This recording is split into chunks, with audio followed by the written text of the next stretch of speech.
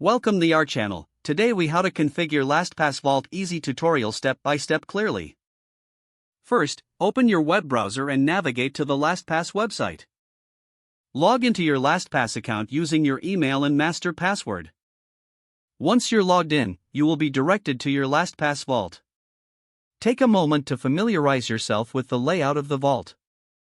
To add a new password, look for the Add Item button in the vault. Click on this button to begin entering the details.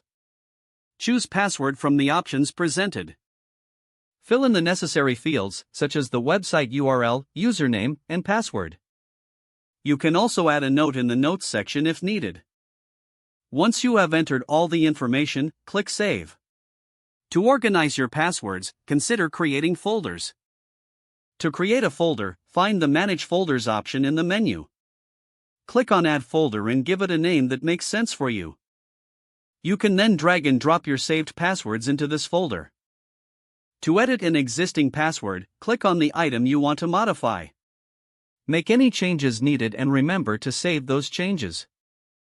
If you want to generate a strong password, use the Password Generator tool.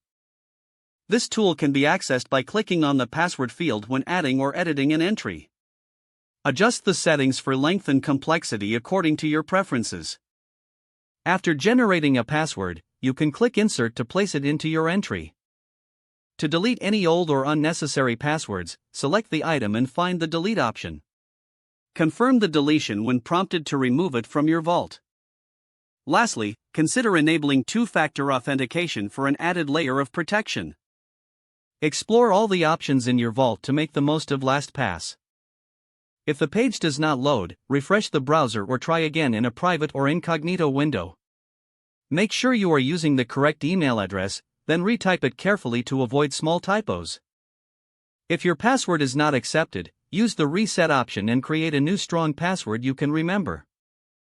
Check your spam folder for verification or security emails, then complete any requested confirmation steps. Enable two-factor authentication if available to improve account security and reduce unauthorized access risk.